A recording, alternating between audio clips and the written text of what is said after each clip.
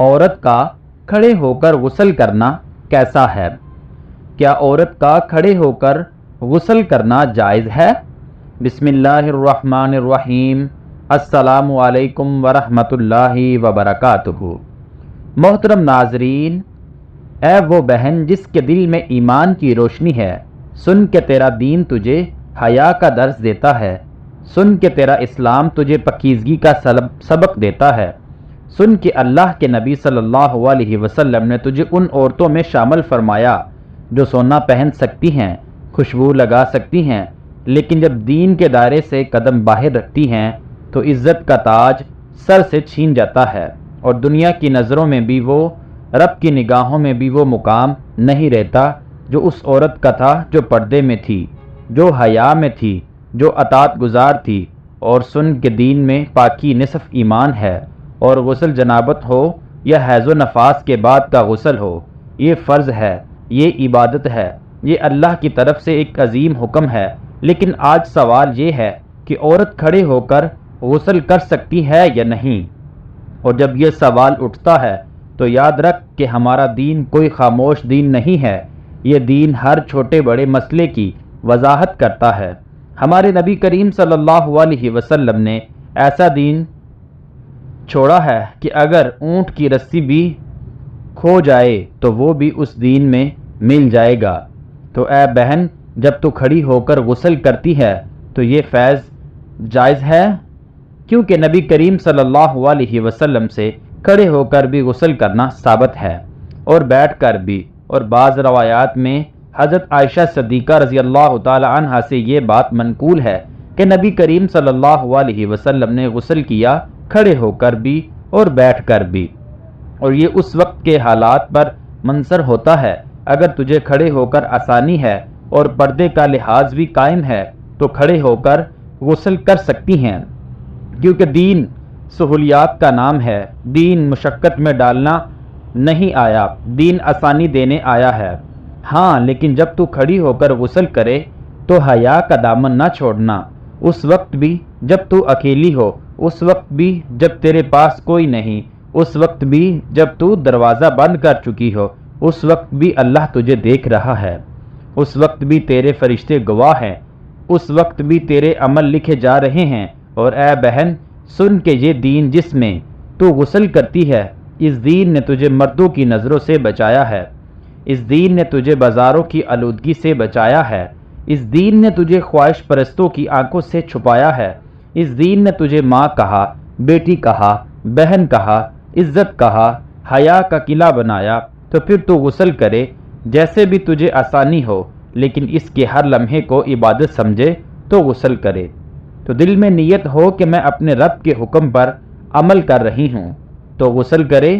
تو یہ یقین ہو کہ اب میں ناپاکی سے پاک ہو رہی ہوں۔ تو غسل کرے تو یہ تصور ہو کہ یہ پانی میرے گناہوں کو بھی دھو رہا ہے،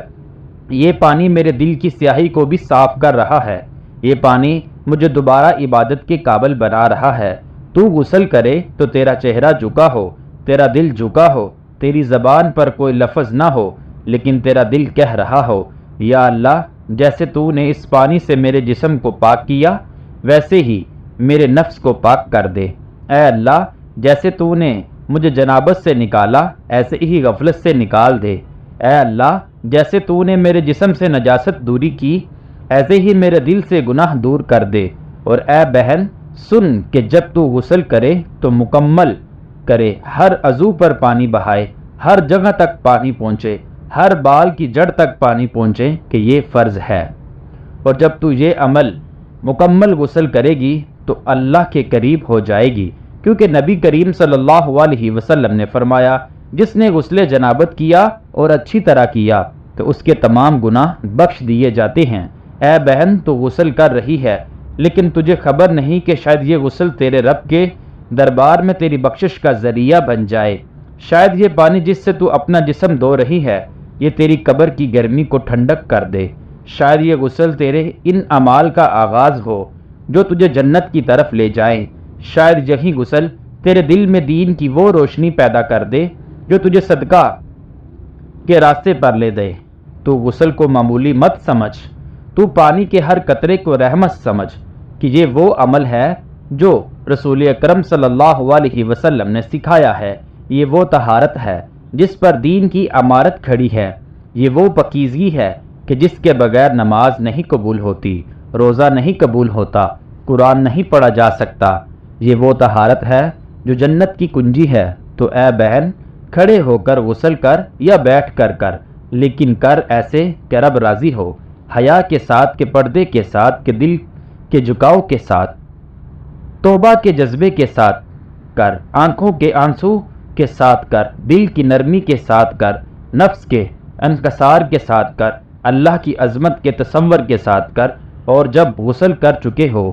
تو 2 رکعت نفل پڑھ، رب کے حضور جھک جا اور کہہ دے، اے اللہ، جیسے تو نے اس جسم کو پاک کر دیا ویسے میرے دل کو بھی پاک کر دے۔ اور جو بہنیں نادانی سے حیا کا دامن چھوڑ دیتی ہیں، جو غسل کو بے پردگی کے ساتھ کرتی ہیں، جو کھلی جگہوں پر بغیر پردے کے دھوتی ہیں، جو اپنے آپ کو خود دوسروں کی نظروں میں بے حیا کر دیتی ہیں، اے بہن جان لے کہ وہ پاک ہو کر بھی ناپاک رہتی ہیں، کیونکہ ان کا دل ناپاک ہے، ان کی نیت ناپاک ہے، ان کی نظر ناپاک ہے، ان کی سوچ ناپاک ہے، اور اللہ کو وہ طہارت پسند ہے جو دل کی ہو۔ تو جسم کی پاکی کے ساتھ دل کی پاکی بھی لا، اور یاد رکھ کہ دنیا میں ہر عمل لکھا جا رہا ہے، ہر عضو کی حرکت لکھی جا رہی ہے، ہر لمحہ قید ہو رہا ہے، اور قیامت کے دن جب جسم کے ایک ایک حصے سے سوال ہوگا تو وہ لمحہ بھی پوچھا جائے گا کہ تو نے طہارت کیسے حاصل کی تھی، تو نے حیا کے ساتھ غسل کیا تھا یا بے حیائی کے ساتھ، تو نے اللہ کو حاضر ناظر جان کر کیا تھا یا نفس کی غفلت میں، تو نے پردے کا لحاظ رکھا تھا یا خود کو دوسروں کے لیے بے پردہ کیا تھا۔ تو آج اگر تیرے پاس انتہائی ہے تو یہ آزمائش ہے، آج اگر کوئی دیکھنے والا نہیں تو یہ آزمائش ہے، آج اگر تجھے کوئی روکنے والا نہیں تو یہ تیرا امتحان ہے، اور اگر آج تو پاس ہوگی تو کل قیامت کے دن تیرے چہرے پر نور ہوگا، تیرے اعمال کا پلڑا بھاری ہوگا، تیرے قدم جنت کی طرف بڑھیں گے، تیرے دل سے آواز آئے گی کہ یا رب، میں نے تیری رضا کے لیے طہارت حاصل کی تھی، میں نے تیرے حکم پر عمل کیا تھا، میں نے تیرے نبی کریم صلی اللہ علیہ وسلم کی سنت کو زندہ کیا تھا۔ اور اے بہن، اگر تو چاہتی ہے کہ تیرا رب تجھ سے راضی ہو جائے، اگر تو چاہتی ہے کہ تیرا رب تجھے صادقین میں شامل کر دے، اگر تو چاہتی ہے کہ تجھے ان پاک ہستیوں کے ساتھ اٹھایا جائے جنہوں نے دین کے لیے قربانیاں دیں، تو تو اپنے ہر غسل کو عبادت بنا، ہر پاکی کو سجدہ بنا دے، ہر طہارت کو قربانی بنا دے، اور اپنے رب کے دربار میں جھک جا، کیونکہ رب منتظر ہے، رب دیکھ رہا ہے، رب سن رہا ہے، رب تیرے ہر قطرے کو جانتا ہے، اور رب تجھے معاف کرنا چاہتا ہے۔ تو جھک جا، اپنی نیت صاف کر لے، اپنے دل کو رب کے لیے خاص کر لے، اور پھر نہ تجھے کوئی دیکھے، نہ تجھے کسی کو دیکھنے، صرف تو اور تیرا رب ہو، صرف وہی لمحہ ہو جس میں تو اور وہ تنہا ہوں، اور پھر تو کہہ دے، اے میرے رب، میں تیری بندی ہوں اور میں نے تیری رضا کے لیے خود کو پاک کیا، اب تو مجھے اپنی رضا کی خوشبو دے دے، اپنی رحمت کی بارش کر دے، اپنی مغفرت کی چادر اوڑھ دے، اپنی جنت کی بشارت دے دے، اور وہ رب جو غفور الرحیم ہے، ستار ہے، وہ تجھے بخش دے گا، اور تیرے ہر غسل کو حجروں کی خوشبو دے گا، اور تیرے ہر آنسو کو جنت کی نہر کا قطرہ بنا دے گا۔ انشاءاللہ ایک دن حضرت عائشہ صدیقہ رضی اللہ تعالی عنہا اپنے حجرے میں تھی کہ اچانک حضور نبی کریم صلی اللہ علیہ وسلم کی آنکھوں میں ایک خاص چمک آئی۔